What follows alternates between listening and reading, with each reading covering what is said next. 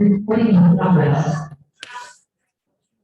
so just a summary of a couple of announcements. First, there's a form on EdSTEM, just a feedback form to get to know how the course is going, how we're all doing.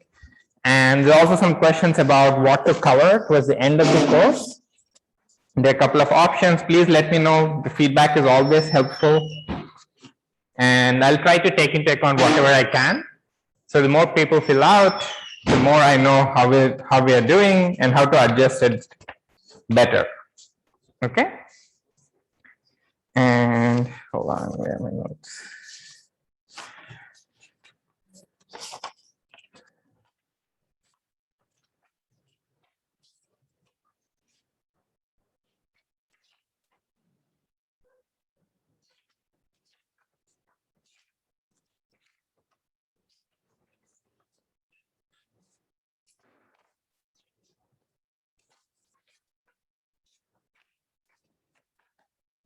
Okay.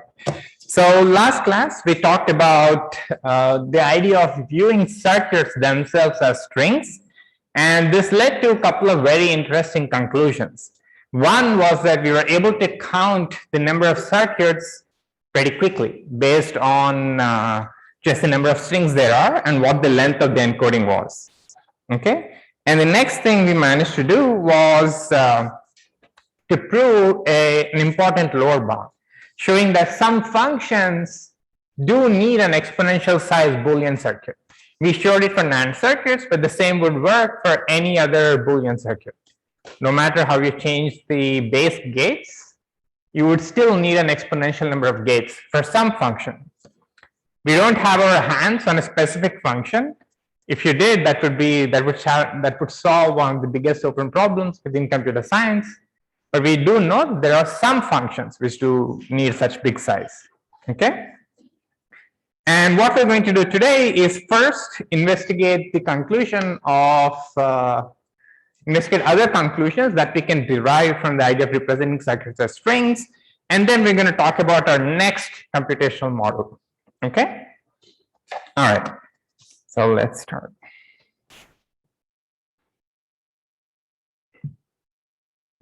So last class we talked about viewing code as data. Okay, and meaning we wrote a circuit to a string. Today we're going to talk about viewing data as code.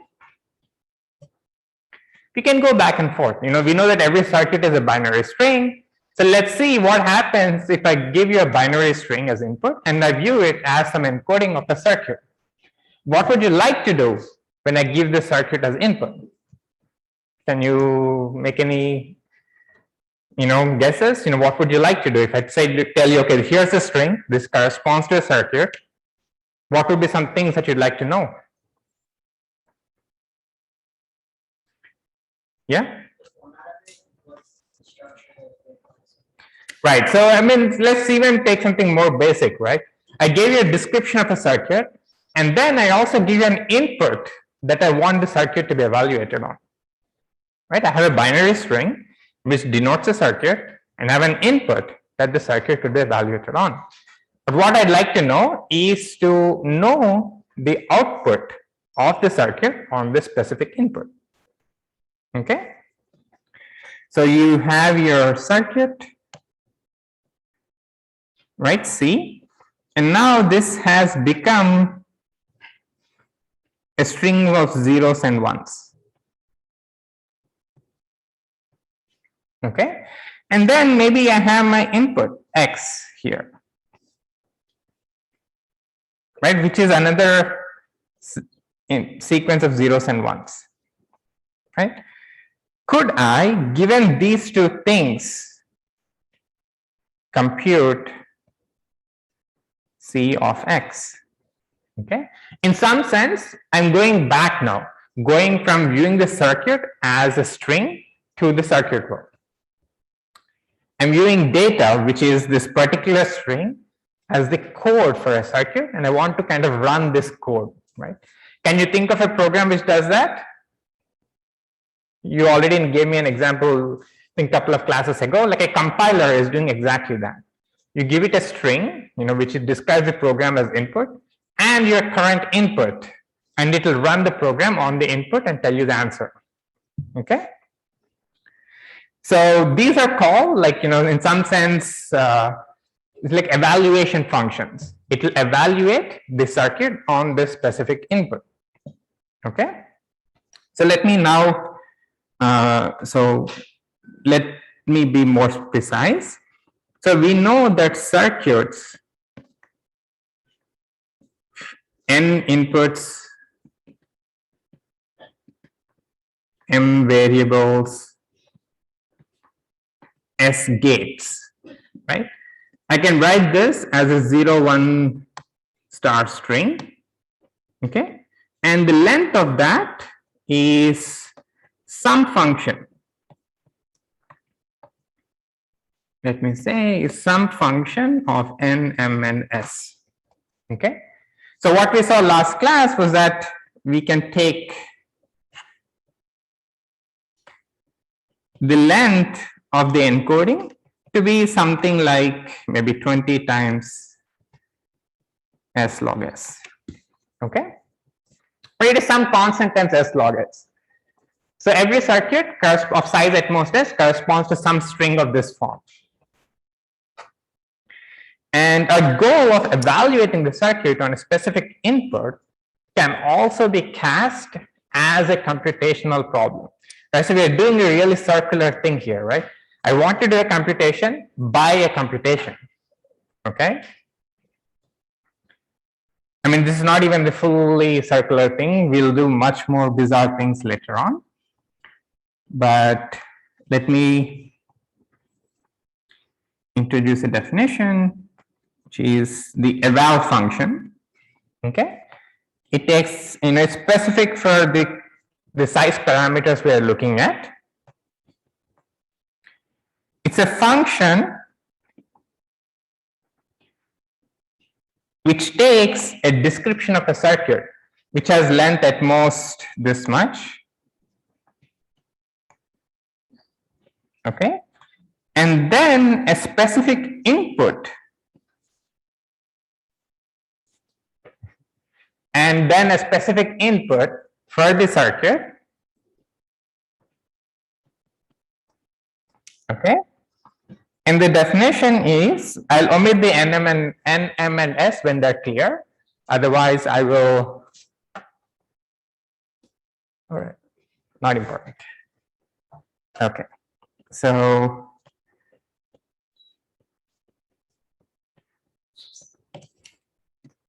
right. So you can think of eval as a compiler, right? In some sense, it takes the description as a string and the input, and then returns the output. Okay, and as I said at the beginning, this kind of evaluation functions is what makes general purpose computing possible, right? If I can somehow implement eval, then I pretty much get the power to run any circuit of size S I want, right? So I lay down the wires in some way, and then I change the inputs, which are much easier to control, and then I can simulate any other circuit. Okay. That's real magic, yeah? Can you replace it again how we got 20 S log S? All right, so that's from last lecture, right? So, okay, where did that go? So we had this thing of NAND circuit programs. Every program was just a sequence of triples, right? Denoting the various variables, and then we encoded the N, M, and S, the size parameters, and then each of the triples, right? And then concatenated them. Okay. The 20 is not that important. It's some constant times S log S. Okay. Even if you ignore the size for the time being, which is actually important, conceptually it is still kind of, we're lucky, right? That I just need to somehow do one circuit if I can, and I can simulate everything else. I don't have to go and change the wires every time. I just have to control how the input changes. I mean, this can have some very bizarre effects. There's some really funny jokes you can have on that. This is one of my favorites from XKCD. So this is what happens if you view data as code, right? Many of the gazillion bugs that we see in day-to-day computing, which cost billions of dollars, come out of this kind of breaking this barrier. You should not view certain things as executable codes, and you should not view some codes as data. Okay. So here, for instance, some reason these people named their K drop table students, and they entered it in the table and we deleted the entire school's database, right? Because then that's a name which got executed as a command. Okay. We'll do, I mean, you might think this is really silly, but stuff like this really costs companies gazillions of dollars. Okay. So here's a question. We define this fancy function which we want. It's some kind of universal evaluator, right? You can simulate any circuit that you want. But can this be computed by a Boolean circuit? What do you think? Can I compute this with a Boolean circuit or an AND circuit or an AND circuit program? Any guesses? Seems very circular. I'm using Boolean circuit to simulate all other circuits, but can I do that? Any guesses? Yeah? Yes. Yes. Why? Thanks for taking the initiative. All right. Why? Well, there's one silly reason, yeah? Is C already a string? C is a string. Because we've never used that string representation of each other for the input. So since C can be written as AND or gates already. Right, but somehow we want to say that this entire thing can once again be computed by a Boolean circuit. Right? So you're right that I have this AND OR circuit. I'd have to kind of maybe redo the string, go back to the AND OR thing, and then evaluate X. But I want to do this entire process also by an AND OR circuit. That's the tricky thing. Make sense? Okay, can you do it or not? I think there was a question. M is the total number of output variables. Yeah. So you can see the output of the function is m bits long, which is what the circuit would have given. Any guesses? Well, here's where kind of the power of theorems comes in, right? We say that any function, no matter what, there is a Boolean circuit computing it. And eval at the end of the day is a function. Okay, it's taking some Boolean strings and outputting something else. Okay, so let me correct this definition a little bit. So maybe this is a little confusing. So let me write it maybe as, okay, C comma X is C of X if C corresponds to an actual circuit. Okay, and maybe some dummy output like junk really, if else. Not all strings, not all binary strings will be valid programs, right? Just as your compiler can take a program, but you can just output some arbitrary garbage, can input some arbitrary garbage, it won't run it. It will just say, okay, compilation error or something like that, right? So whenever the first part of the input is actually corresponds to a circuit, you want to evaluate it. Otherwise, just give me some dummy output. Okay. And this is just a function on. So eval is a function from this S of n comma S plus n many bits to 0, 1 to the n. Okay. It is just a function. And we know that every function has a Boolean circuit.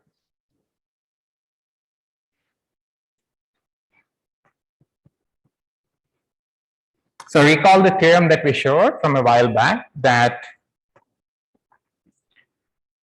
every function f, let me use different letters, has a Boolean circuit of size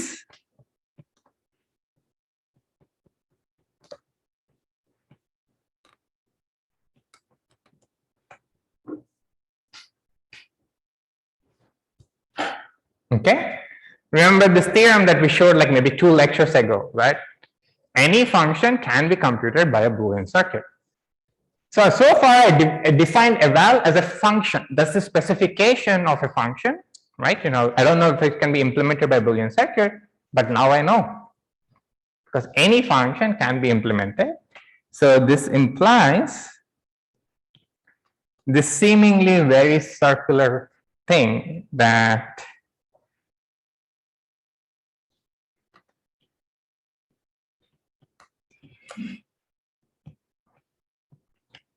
there is a Boolean circuit to compute eval. Okay, it would be some huge size. If we just use this theorem, it would be 2 to the number of input variables, and the number of input variables is like s log s. It's huge, but nevertheless, there is some circuit. And we'll call such circuits universal circuits. Okay, why universal? The way to think about it is, maybe someday I spend all my effort in designing some hardware, okay, whatever, something like this. Okay,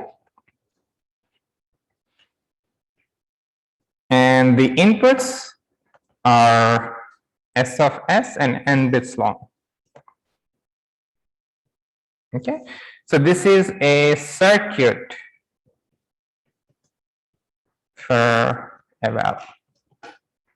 Okay, so if I print, somehow design this circuit physically, a circuit for eval, that's all I need to do to simulate any other circuit. You give me a specification, I'll convert it to binary string, and then just change the inputs in some way, and then I get a new one for the current circuit. Yeah.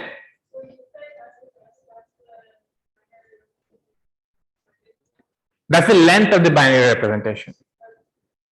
Okay, just shorthand for that O of s times log s. Yeah, yeah. Your question? Okay. All right. So does this make sense? If I just use this theorem, I would get that implies there exists a universal circuit of size something like O of m times s of s times 2 to the s of s, right, which is very, very big. Okay. But since this is a very important thing to do, getting these universal circuits, people actually do implement them in hardware, and they were able to find much better efficient representations. So this is something that's discussed in more depth in a little bit in the text and in other papers. But there is this theorem that we are not going to show, that there exists a circuit to compute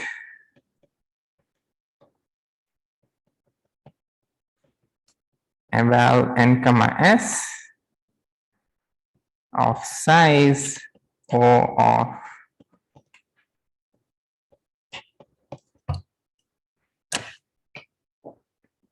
okay. Now this is very remarkable, right? Because it's saying I can simulate any circuit with at most like a quadratic cost. I lay down this one circuit with S squared gates, and then by changing the inputs only and not rewiring anything, I can simulate any other circuit of size at most S. Okay? Any questions about this? We're not going to prove this. It's somewhat involved. I think the textbook does have some exposition of it, but if you want to know more, you can ask me about it later.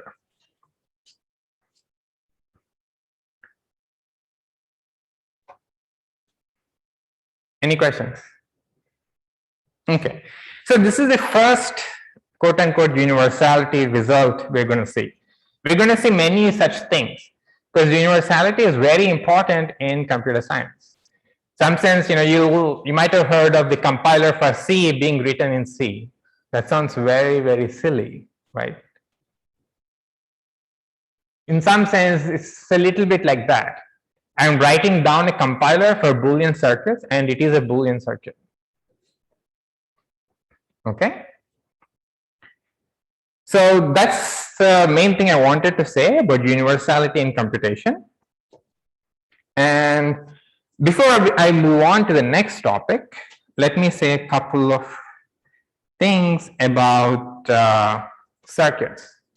Okay? So let's summarize.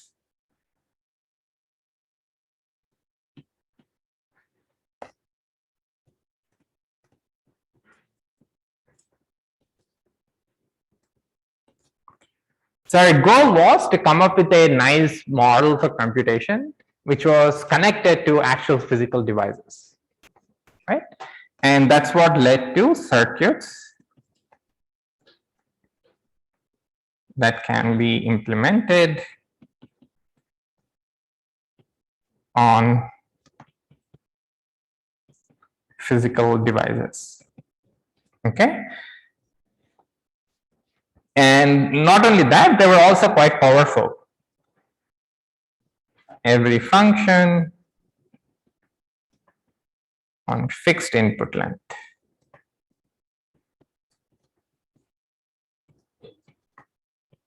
has a circuit. Okay? And we also saw that, some functions need exponential size circuits.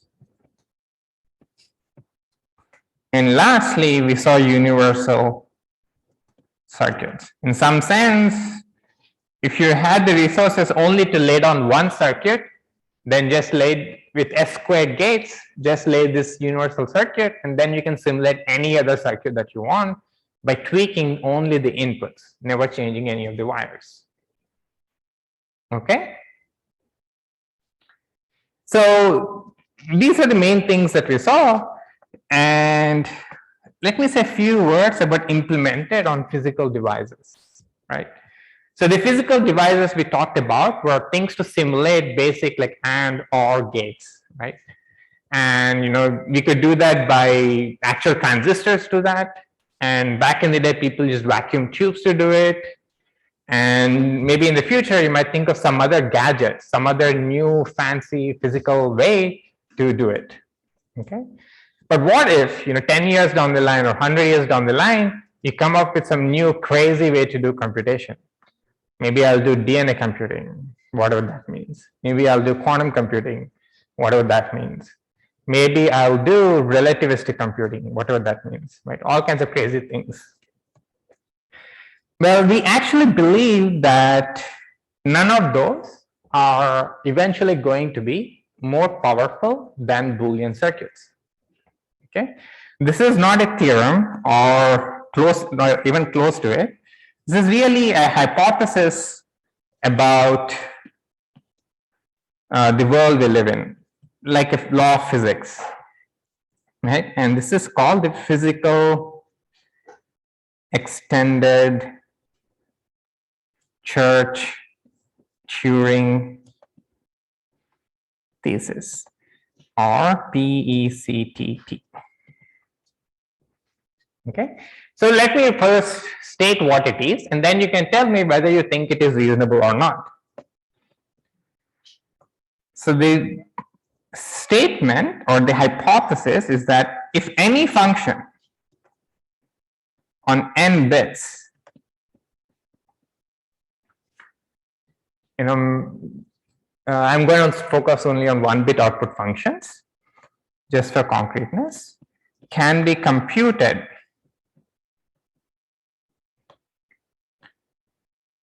by using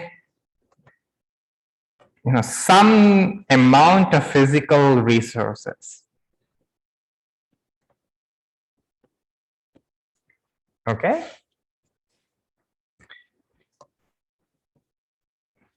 Let me put this in quotes. Then it can also be computed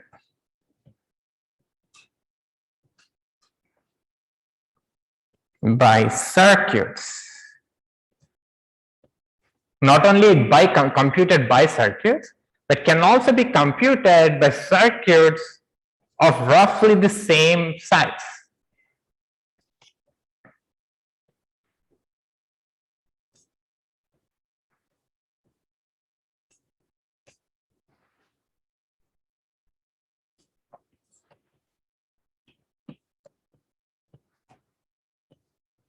Okay. So there's this S here, and then there's this roughly S. Okay, so both of these should be in quotes, but roughly really means that there's some polynomial loss, or even not even that in many cases, but we believe that anything you can do in the physical world, any computation you can do in the physical world, eventually you can also do it in the circuits world, just using circuits with some loss in the number of gates. Okay. If you ask me to prove it, there's no way to prove it, right? It's just a hypothesis that was put forward. And so far, there's been no, if you think of this as a theory, you can try and come up with an experiment to try and disprove it, right? And people have come with all kinds of crazy models of computation to try and disprove it. But so far, none of them has even come close, except one model, which is quantum computing. But then, like any good hypothesis, it can be absorbed into this model with a small change. Okay, so let's just look at some of the things that people have tried to refute this. Okay, here's a complexity theorist, Scott Aronson. There was this thing a while ago called soap bubble computing. Okay. So what does this mean? You somehow, soap bubbles kind of solve some optimization problem. The way the bubbles form some structures is pretty, it's kind of crazy, the kind of bubbles they form. They do solve some sort of very sophisticated optimization problem. And the idea was that, maybe I'll create these two plates, create pegs in some places based on the input problem I'm trying to solve, dip them in soap, and then the bubble structure will reveal the answer to me. Okay. This was a crazy theory, but people did kind of demonstrate that you can solve certain computational problems very fast using this. Okay, but in the end, they were cheating a lot by saying the computation is very fast. You just dip it, and instantaneously you have the pattern that you want, right? But what's the catch here? Why doesn't this violate the PECTT? Yeah.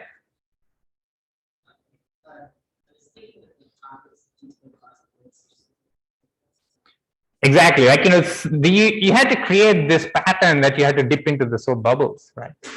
How are you doing that? That costs resources.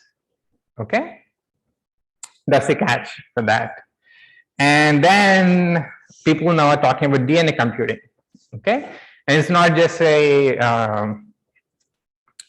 theoretical thing. In fact, some companies like Microsoft are heavily investing in what is called DNA storage.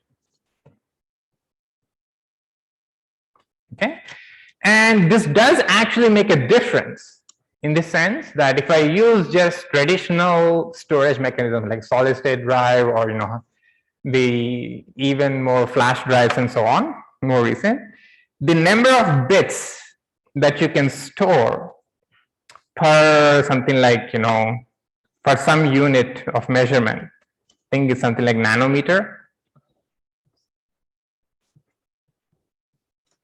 Okay, is like 10 to the 10 bits, right? Whereas people can do, with DNA strands, you can store roughly 10 to the 16 bits per nanometer.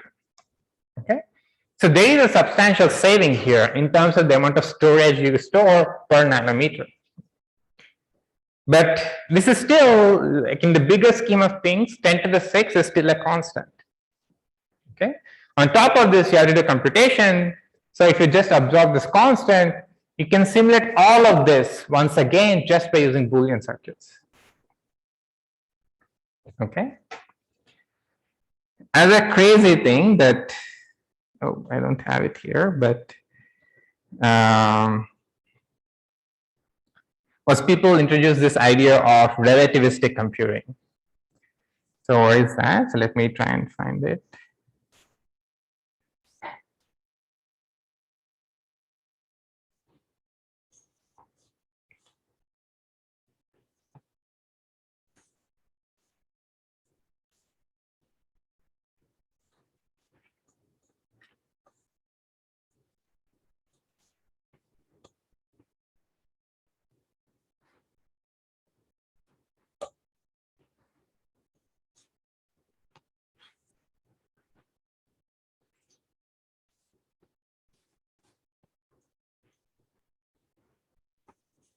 Okay, so what's the idea for relativistic computing, right?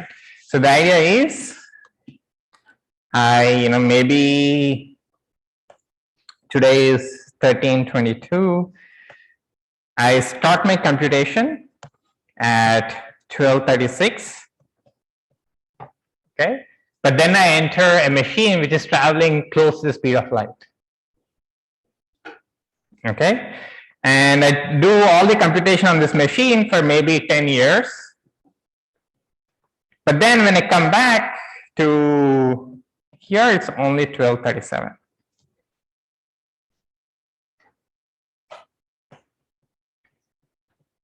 Okay.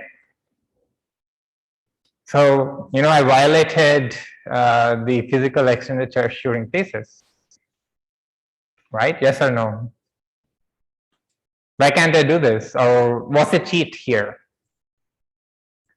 Why can't I just enter this machine which is traveling close to the speed of light? So time really slows down. I'll do however long computation that I want, but locally it's only 1 minute.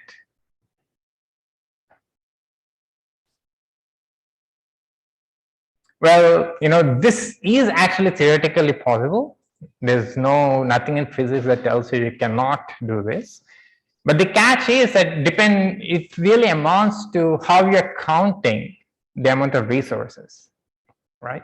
To accelerate to the speed of light takes an immense amount of resources. And you can now make this calculation backward. Like, if I have an input of length n, how many bits do I need? How much mass do I need? And then I had to accelerate it to the speed of light. So that takes a lot of resources. Okay. So people have been trying to come up with all kinds of theories like this, or models of computation, to try and defeat the physical extended Church-Turing thesis. But so far, pretty much no model has has disproved it. Okay, there's one model which comes close, which is quantum computing, but you can change this PCTT to even take that into account. Okay, so this is just to say that we do have a very good model of circuits of computation, which captures many things that we can do in the real world. Yeah. So the reason this can't be proved by proving it's not a positive is roughly yes. Well, I mean, it really amounts to like, can you prove, the law of gravity? Right? You can't really, right? Because it's just something that you're basing on observation. Okay, it's like in every experiment that we did, which is like, all this relativistic computation or everything kind of supports this hypothesis. Okay, but you cannot, like, at least we don't have good ways of disproving it. Okay. Any other questions? All right. So that's all I wanted to say about circuits. They're an amazing model to start with, because they're very real and very useful. And one thing that I didn't stress enough is that even this conversion of code to circuits that we saw, circuits and then strings, is not something just a theoretical, it's not just something of theoretical interest. There are many software tools which do this in an automated way for you. So I give it some small Python program, it will print out a circuit for me. And you do this mainly for bug verification and things like that. But there are tools which do this conversion of traditional programs to circuits that you can then go and implement and verify. Okay. All right. So everything looks great about circuits, but is this the end of the course? Well, not really. But so what's missing here in this crazy good computational model? How there's some limitations here, and what is the most important limitation, and how can we circumvent that? Can you think of any limitations?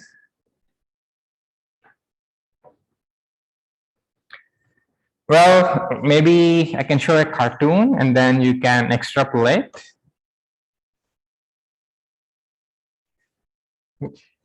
So in some sense, circuits are exactly like how it's like they're like the world depicted in this cartoon, right? In the sense that each circuit can only work on a fixed number of input bits. Okay. If I lay down a circuit for multiplication, I have to put a different circuit for the number of bits is 1, when the number of bits is 2, number of bits is 3, so on, and number of bits is 365. Okay. But once I'm at number of bits is 365, if I want to do 366, I need to do something else. Okay. Whereas what we think of as an algorithm doesn't have this limitation, right? The algorithm should work even as I increase the number of input bits. So I know how to multiply. You don't just know how to multiply 4-bit numbers. You know how to multiply even 400-bit numbers or 4,000-bit numbers. It might take you forever, but the same algorithm should work for every possible input length, right? So that's one of the, that's the main limitation of circuits. In that circuits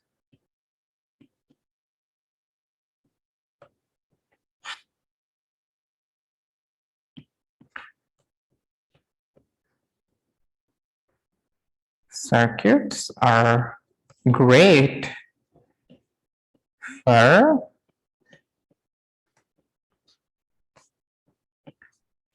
bounded input lengths. Okay.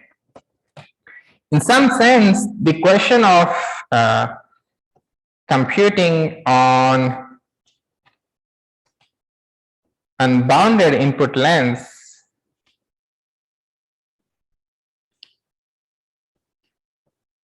doesn't even make sense syntactically when you talk about circuits. It's just like talking about apples and oranges, right? Okay. And I mean, there's this famous quote by Kleene, a famous logician. He said, an algorithm is a finite answer to an infinite number of questions. Okay. So in some sense, the single algorithm can solve no matter how long the inputs are, right? Even for inputs, the set of inputs is infinite, the same algorithm can solve that problem. Whereas circuits are only working on inputs of finite length. Okay. So we're missing one important piece in our puzzle for capturing computation and algorithms in a mathematical way. Okay. So the next, this is the end of sort of the first section of the course, and in the next few lectures, we'll start digging into this aspect. How can I build models where the input length is something that I don't know a priori, right? I write down, I build a computer, maybe today I'm going to run it on million-sized input strings, but 10 years down the line, I'm going to run it on billion-sized input strings, right? So the actual algorithm or program or computer doesn't have to change based on the input length, right? So let's take a 5-minute break, and when we come back, we'll start digging into this aspect.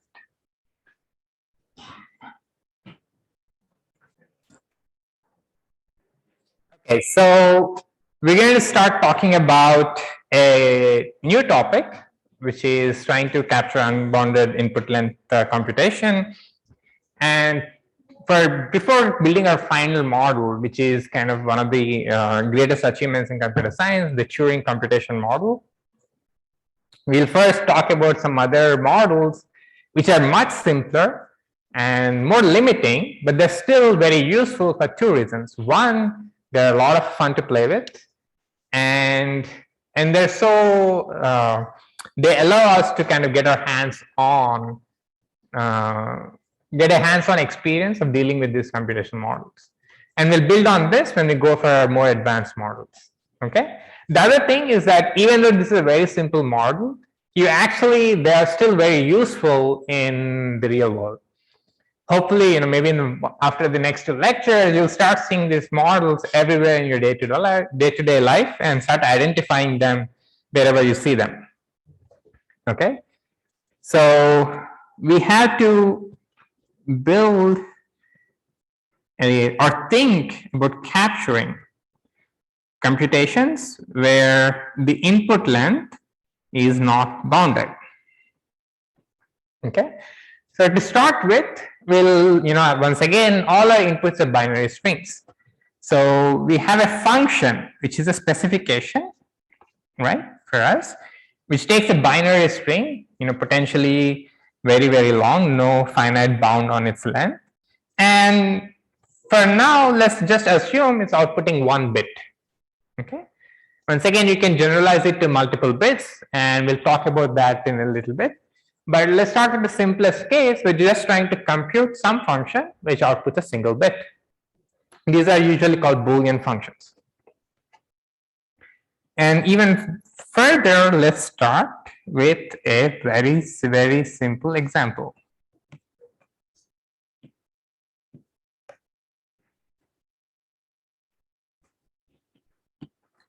Okay. So the simple example that I have in mind is the generalized XOR function. Okay.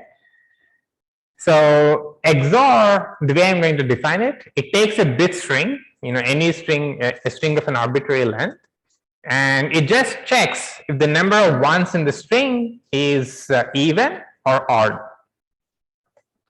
So the output is 1 if number of ones in X is odd and 0 otherwise. Okay, so this is the function, and I'm sure every one of you, or most of you, maybe have encountered this function, and you can actually implement it in any language very, very easily, right? So just for concreteness, let me write it down in Python here, right? So I'll say answer is 0, and then I'll write down a for loop for I in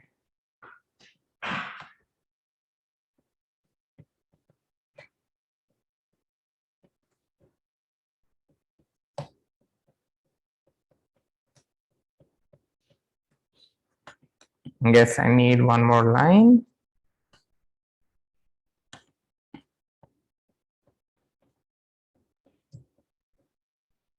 Okay, so this is a 4-line Python program for computing the XOR function. Okay, but as powerful as circuits model is, it doesn't kind of capture this algorithm even syntactically, right? There's a syntactic mismatch. So let's try and build a model for just these kinds of algorithms first, and then we'll generalize it. Okay. So what can you tell me about this particular algorithm? What is it doing, right? You have the input in some array, and it's a very simple process, right? You're kind of just scanning it from left to right and computing the answer as just scan it from left to right, right? Okay, so let's try and take that as a starting point. So here's my toy model of the algorithm, of what algorithms are, or certain kinds of algorithms built on top of like what this is doing. So until I scan the end of the input,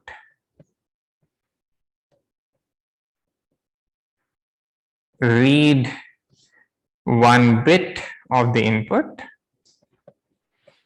and then I updated my local variable answer, which I can think of as my state.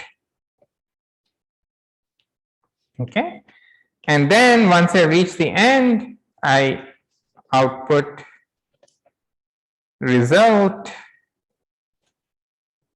based on my state. Okay, so I'm just scanning. Each time I see a bit, I update my state in some way, and then I go on, right? And I keep doing this until the very end. Once I reach the end of the string, I know what I stored, what my state is, and based on that, I'm going to say 0 or 1.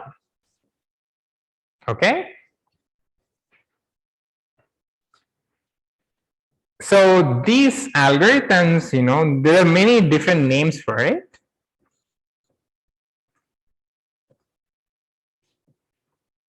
Are called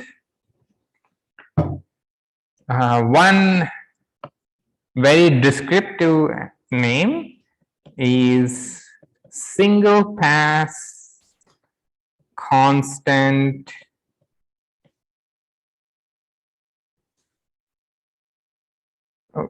that is true. This should be, yeah, single pass constant memory algorithm. Okay, I'm making a single pass on the data from left to right, and I'm only keeping some amount of memory state, which is a constant number of bits. Okay, and we can also think of this algorithm as a diagram. What's the diagram? It's going to be this guy.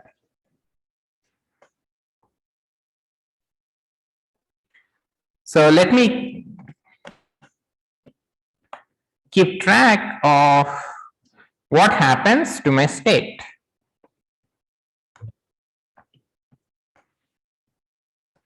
I have my state is, I start with answer equals 0. And then when I see a 0, I stay right there. The number of ones hasn't changed. I start from this state, and the other world is when answer is 1. When my state says, okay, the sum of the parity so far is 1. The number of ones you've seen so far is odd. If I see a 1, I go there. And if I see a 0, I stay right there. And if I see a 1, I flip. Okay, so this is a diagram of the entire algorithm, right? So you start in some state, my state is this answer equals 0. When I see a 0, I stay right there. When I see a 1, my state changes. And then the same thing. If I see a 1, my state changes. If I see a 0, my state stays the same. Okay, any questions about this model? They're very simplistic. But as we'll see, this is still quite nice. And can you think of algorithms like this in your that you might have encountered before?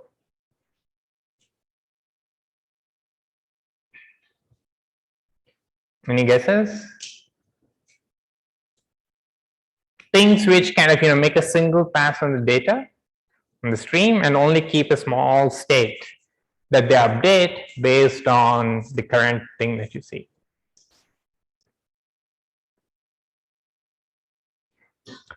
Let's say one example is one class of examples of this form are controllers that you see in actual physical devices. So for instance, if you're in an elevator, the elevator controller can be captured by some algorithm like this. There is some state which denotes which floor you're on, and then based on the direction that you press, it moves. It doesn't keep track of the entire history so far. It just keeps track of where I am, and then the next input comes, it updates its state and does something. Okay. And on in many times network routing works like that. A new packet comes, you just send it across based on your current state. You don't really look into the entire history. Okay. For instance, if you go to let's say a stadium, the turnstiles are also like that. If it's closed, then you have to do some swipe and then it will open and so on and so forth. Okay, it doesn't keep track of what happened in the past. The computation or the update only depends on what the current input is, the current bit or input you're looking at, and what my state is currently. Okay. So there's one notational mismatch that we and you are going to encounter if you look at the sources or various textbooks on this stuff. And that is the following. So formally, okay, these sort of things are also studied under the nomenclature formal languages. Okay, so far we've been talking only about functions. My goal is to compute a function. I have a specification and I have to compute that, right? I have a function from 0, 1 star to 0, 1, and my goal is to compute this function. Okay, but you might also encounter the language where instead of talking about functions, you talk about something called languages, okay, or sets of strings. So it's really both are equivalent. It's just two different terminologies coming from two different areas. Okay. Instead of talking about a function, I can talk about all these strings that make my function evaluate to 1. Okay. This set is called a language. A language just means it's a subset of strings. Okay. And this terminology kind of has its origins in linguistics and logic. And functions kind of are things that we as computer scientists are more sort of used to talking about. Okay, but both are really equivalent. If you're coming from a linguistic background or any linguistic texts, they'll talk about languages. And even in computer science, I think when people talk about the stuff we're going to talk about, they usually say languages, but we'll stick to functions, which I think is more natural for computer science. Okay. Any questions about this sort of change that you might encounter later on? All right. So let's abstract this notion of a single pass constant memory algorithm. What does it mean to say I have constant memory? The point here is that the amount of memory I have does not depend on the input length. Right? I might have 10 bits, I might have 100 bits, I might have 1000 bits, but it doesn't depend on the input length, which can be arbitrarily growing. So this leads to a really nice model called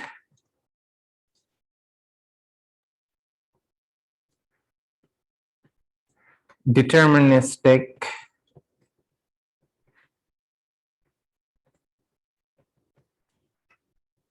finite automaton, or DFA. Okay. So why deterministic? We'll talk about later. Finite just means that there's a fixed size that doesn't depend on the input length. Right? There's a fixed answer for all the things that you want in terms of computing that function. Automaton meaning the transitions are kind of pre-specified. Okay. So a DFA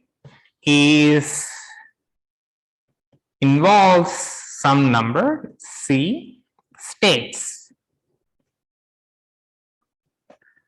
over 0, 1.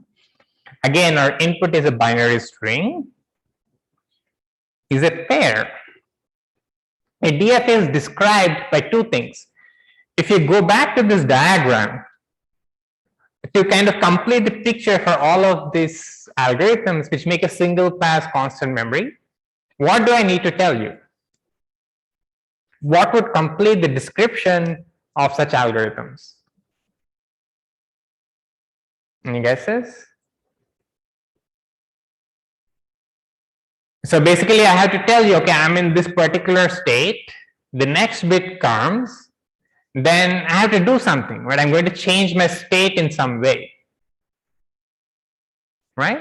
So I have to tell you how I'm going to change my state based on what my current state is and what the input bit is, right? So let's do that. So a DFA is basically described by a pair T comma S, we'll see what they are, where T is kind of the transition function, right? So you take my transition, you take your input string, so input state, I'm in state 0, my sum so far was 0, I see a bit, and then I change my state in some way.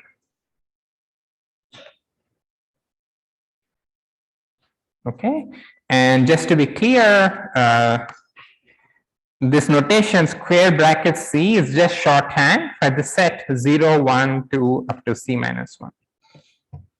Okay, so there are C possible states. C is some fixed number, like 10, 20, 100 is a fixed constant, and I have this transition function which tells me how my state evolves, right? Like imagine my state is hungry, not hungry. When food comes, I transition from one to the other. Okay, make sense? And there is also this set S, which is a subset of all possible states. Okay, and we should think of the transition as a function, right? It takes an index corresponding to the specific state you are in, a bit, and then tells me what state I should jump to.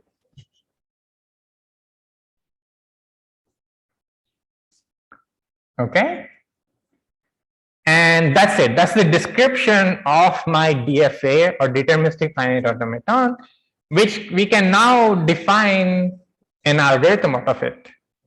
Yeah. So I is basically any possible state. This is from 0, 1 through C minus 1. And A is a bit, which is 0 or 1. and then J will be the new state. Okay, I'm giving an example. Like maybe the transition function says if you're in state 10 and you see the bit 0, you jump to state number 17. Okay, and maybe if you're in state 2 and you see the bit 0, you stay where you are. So your state is still 2. Okay, so you have some finite number of such rules telling you how to sort of jump from one state to the other when you see the specific bit. Okay, you can imagine, like, there are this sort of circular tiles where each tile has a number 0 through c minus 1 written on it, and sort of the counter keeps moving. When I see a bit, I jump to the counter as indicated by my transition function t. Okay, yeah. Can you explain what S will do now? Yeah, so S, I haven't told you what it's going to do. I'm going to describe its purpose just in a second. Okay. It's a good question. What's the purpose of S? So it helps me define certain states to be good in some sense. You should think of S as telling me whether my computation finally ended in success or not. All right. So whenever I have a DFA like this defines a function D from on all binary strings as follows. Basically, how does it define the function? On any input x, I start kind of playing this game, right? I start from my start state, which is the 0. I'm on the 0 tile.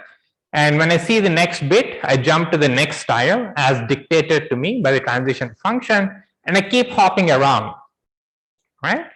Until the very end. If in the end, I am in a state which is colored, which is in the set S, think of those as kind of the success states, then I say, yes, the answer is 1. Otherwise, I'll say the answer is 0.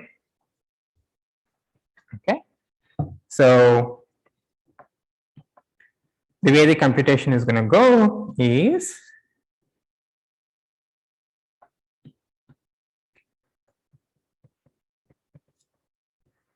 you start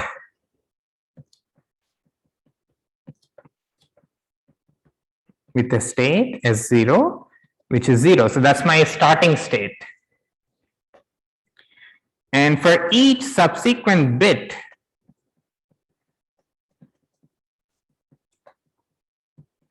so here this denotes the length of x. I update my state based on my current state and the bit that I'm currently looking at. Okay, so I read x0, I jump, and then based on my new state, I read x1 and then jump, and so on and so forth. Okay,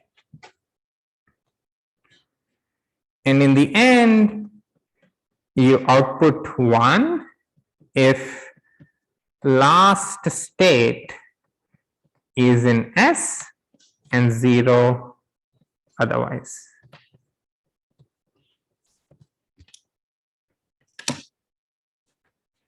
Okay, any questions about this? It's kind of it almost seems like a toy model, right? But the good thing here is that it is not limited in the size of inputs it can process, right? You give me a 1,000,000-bit long string, I can still keep on hopping around and in the end tell you the answer is 1 or 0. Okay. Any questions about this? Yeah? So T is a transition function, right? So a DFA has 2 things inside it. So the description is this transition function T and the set of starting states S. Okay? So you should think of D as really shorthand for these 2 things. Okay? And whenever I have a DFA, I can define a function like this. All right. Okay. And finally, we can say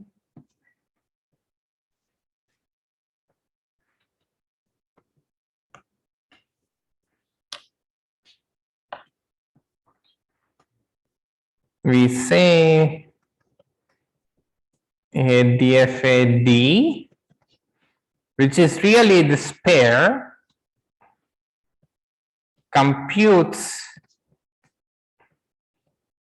a function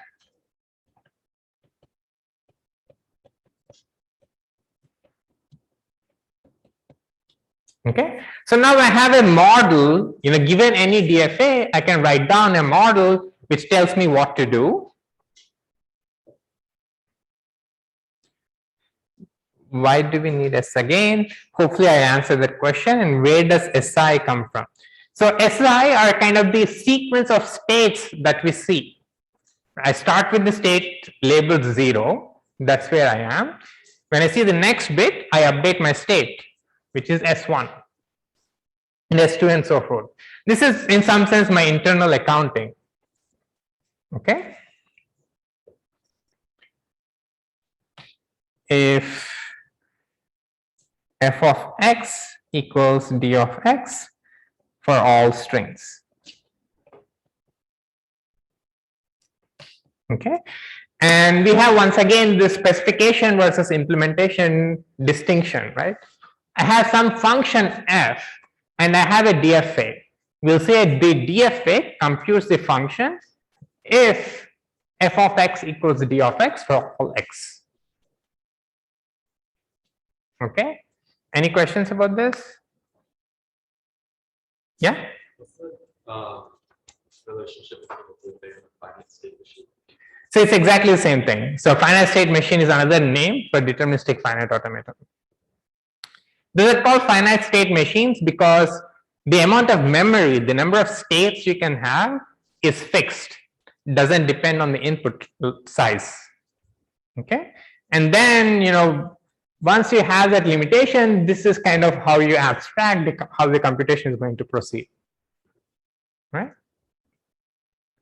Yeah, so these have been studied in many different fields. So you might encounter them with different names throughout. Okay. All right, so let's do a couple of examples just to kind of get familiar with the definitions a little bit. Well, we already saw one DFA more or less, which is this thing. Okay, so we said that this diagram helps me compute the XOR function, right? But this is not yet a DFA, so let me kind of rephrase it properly. So let me call this state 0 and this is state 1. Okay. This distinction, I'm not even going to write state so on later afterward. But I can define a DFA which is T, S. Okay, on two states.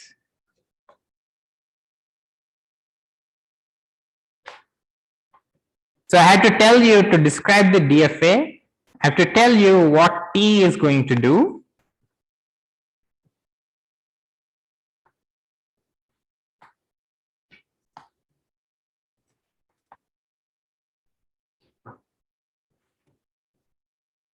Okay, so T, remember, was a function, right? It took a state and an input bit and told me where to go next, right? So this is state, bit, state, kind of telling you what the T is going to do. I can think of T as a table, right? So maybe when the state is 0 and the input bit is 0, what should my state be in this diagram? It's staying the same, right?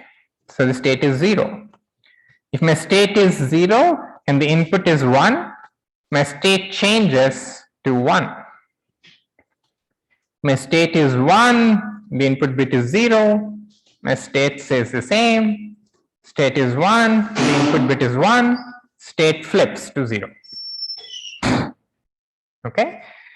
So this diagram corresponds to this particular tabular representation of the table.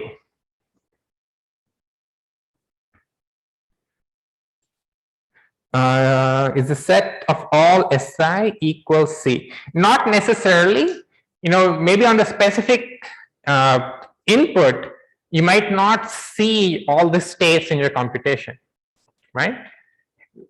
The for loop that we wrote down here was for our, sort of, it's not actually what's happening. You're not storing the entire sequence S0, S1, S2, and so on. You're essentially rewriting every time. Okay. So you just have somehow this capacity to store what your current state is. When you see a bit, you update your state and you forget whatever happened in the past. Okay. So this is my description of the transition diagram corresponding to this picture. Now let's say I want to use this T along with a specific S to compute the XOR function. What should my S be? What should my accepting states be so that the corresponding DFA would compute the XOR function? Any guesses as to what S should be? So T is, this table here as pictured in this diagram. What should S be? It should be a subset of 0, 1. There are only 2 possible states. And what should I take it to be so that the corresponding DFA will compute the XOR function? Any guesses? Well, there are only 2 choices, right? And the correct answer is just 1. Okay. Yeah, that is correct. Thank you. So basically, this DFA now, we have this T and S, and it's going to compute the XOR function. Okay, yeah?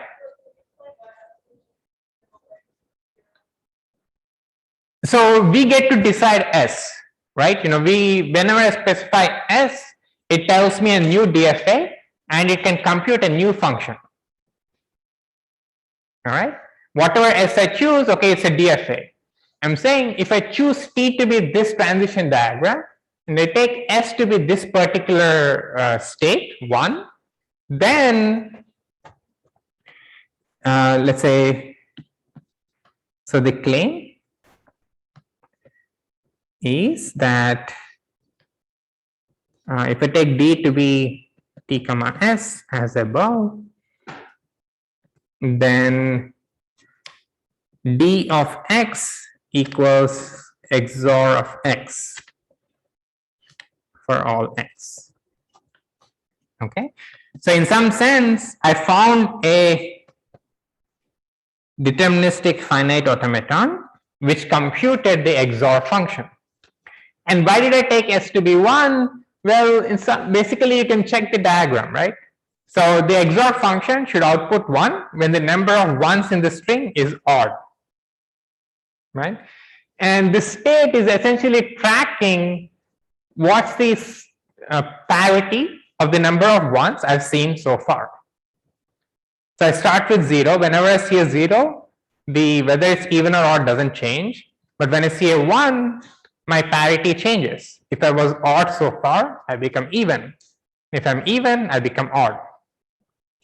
So I keep flipping like this. And in the end, I have to tell you whether the parity was 0 or 1. So I'm just checking if I'm in state 1, that means that the parity was 1. So the output should be 1. And otherwise, I'll output 0. Okay? So this is our sort of first DFA. Okay. And one thing that we'll do for shorthand in drawing diagrams is the following. So I can describe the DFA in two ways. I can draw this table, of transitions, completely specify what T does on every possible input state and input bit, right? Or I can draw this sort of diagram with arrows. Okay. But if I just see this diagram, something is missing. What is missing?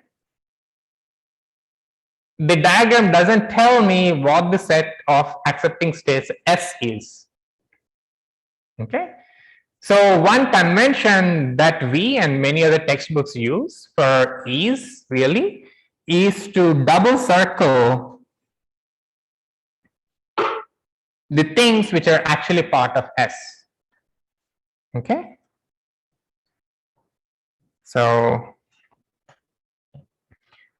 to draw DFAs, a double circle means state is in S. Okay. This is just shorthand again, just capturing everything in a single picture instead of saying, okay, this is T, this is S, and so on. All right. And the start state for us is always the state 0. Okay. Any questions? Any other questions? Okay. Let's do a couple more examples. And then the next lecture, we'll actually start digging more and more into the power of these things. Okay, so here's the second example.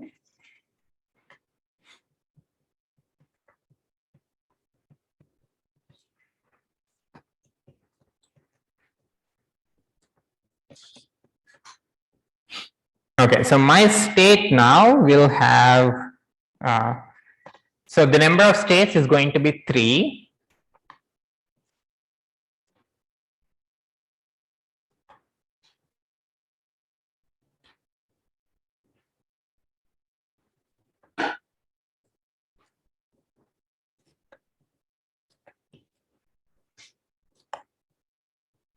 Okay, so the states are 0 or 1 or 2. So there are 3 states. And I have to tell you this is the state, bit, and then what's the state I end up in. Okay. If I start in state 0 and bit 0, what do I do? If I start in state 0 and bit 1, and so on and so forth. Okay, so I can define T in this way, or I can draw the diagram. So let me draw the diagram and then we'll go back and fill this in. So this is the state 0, this is the state 1, this is the state 2. Okay, and now I start hopping around. I had to tell you how to hop around these things.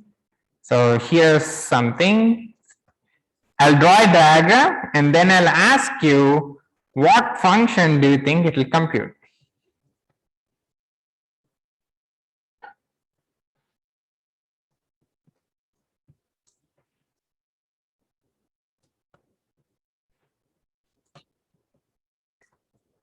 Okay, so I wrote down all the transitions. So in the diagram, every state will have 2 outgoing edges, right? It should tell me when I see 0 where I end up at, when I see 1 where I end up at. And incoming edges are arbitrary, like maybe one state has everything coming into it, maybe something has no incoming edges, it doesn't matter, right? But every state should have 2 outgoing edges which tell me what I do when I see those specific states. So if I go back in here, if I see 0 and 0, I stay 0, 0 and 1, I go to 1, 1 and 0, I stay 1, 1 and 1, which is this guy, I go to 2, 2 and 0, I stay 2, 2 and 1, I go back to 0.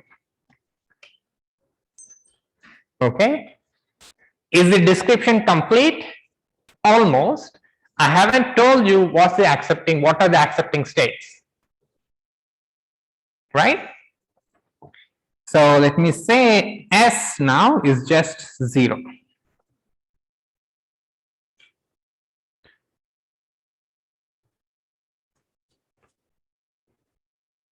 Okay, and once again the double circle indicates that those states are part of S, the accepting states. So what function do you think this computes? Now imagine I feed it some string and see what happens, right? Yeah. You want to change the number of lines. Yes, exactly. So if you dig into it, it turns out that this simple diagram actually computes the mod 3 function. Okay. Let's do a trial run to sort of see if that checks out. So let's say my input is maybe 0 1 0 0 1 1. Okay. So what happens then, right? Well, what happens is I start at state 0 and I start at state 0. I see a 0, so I stay right there. I see a 1, so I hop across. I see a 0, stay right there. See a 0, stay right there. I see a 1, I hop across. So now I'm here. I see a 1, I hop across. Okay, so I end up here, and that is part of S. So I'm going to output 1. Okay, so let me go over that slowly. So state transitions. Okay, so I always start in state 0. Okay, and then when I see the input bit 0 and 0, I'm in state 0. I see input 0. I stay where I am. Okay, when I see input bit 1, I go back to 1. When I see 0, I stay where I am. Right, I stay where I am. And here, so double circle is always the set of accepting states. So we don't, in the diagram, the current state we never keep track of because the diagram is fixed, right? The current state will change based on the input. And the start state is always 0. And to make it extra clear, I'm going to put this dangling arrow to indicate the starting state. Okay. So I go to 2 and then I end up at 0. Okay. So this is my starting state. The next state is 0. The next state is S2, S3, S4, S5, S6. Okay. I mean, there is no such thing as S0, S1, S2. This is just like, we are doing our accounting. Everything is being overwritten in some sense. Okay. And so since the last state I ended up is part of S, d of x is actually 1. Okay. And it takes a little bit more effort, but you can actually verify that the function computed by this deterministic automata is the following: is 1 if number of ones in x is divisible by 3 and 0 otherwise. Okay. So let's look at this diagram.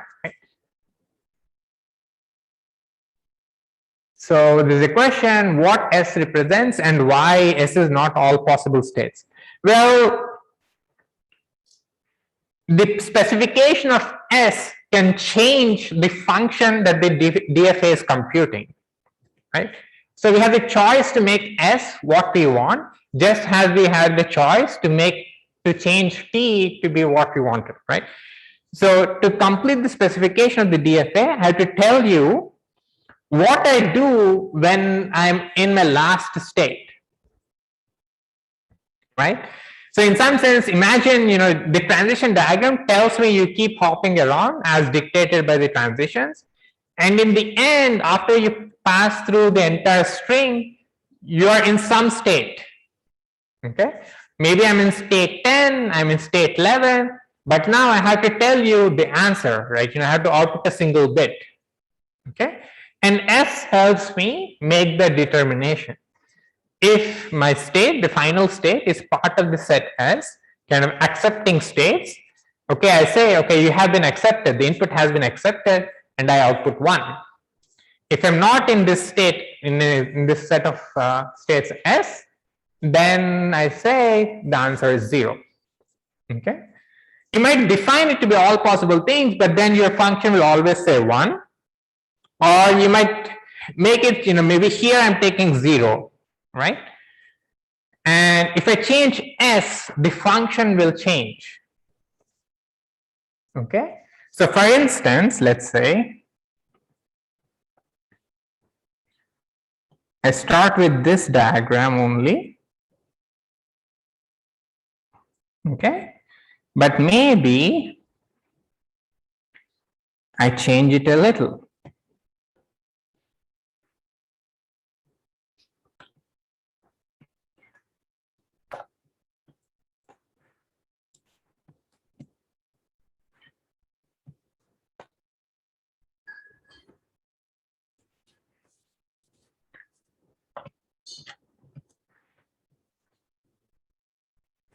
Okay, imagine my DFA now is given by this particular diagram. So all the transitions are kind of same as before, but my set S of accepting things has changed. It's now 1. So what function would this compute? Any guesses? So here we were saying that the starting state, with the starting state being 0, the function being computed was just checking whether the number of ones is divisible by 3 or not. And now when I change the accepting state, the function itself changes, right? So what function does this compute? Any guesses? Yes, exactly. So it computes whether the number of ones is 1 mod 3, right? So when I divide by 3, do you have the number, is the remainder 1 or not? Okay. So these are examples of DFAs. So to specify the DFA, I have to tell you the transitions and then the set S. Yeah, so we can choose S to be whatever we want, and for every particular S and every particular T, you end up with a new function that your DFA is computing, right? But often we work backwards, right? Somehow I tell you, okay, this is the function that I'm trying to compute, and I'll ask you, is there a DFA to do it? Tell me a DFA. Then you have to think long and hard about what the T should be, the transition diagram should be, and what the set S of accepting states is going to be. Okay? So when we come back next week, we'll start digging into these things with examples. They're a lot of fun to play with because in some sense they're very visual, right? You can draw these diagrams and check what's happening. Okay? So we'll do that with many examples and start studying their properties. Okay, and that's all for today, and we'll see you all next class, next week.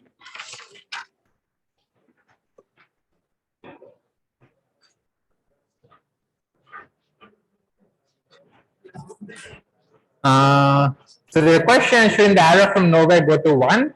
No. The starting state is still 0. Just the accepting states have changed. The starting state for us will always be 0. The arrow from nowhere is just sort of convention that's hanging around. Okay. said the number of ones is 1 mod 3. Yeah.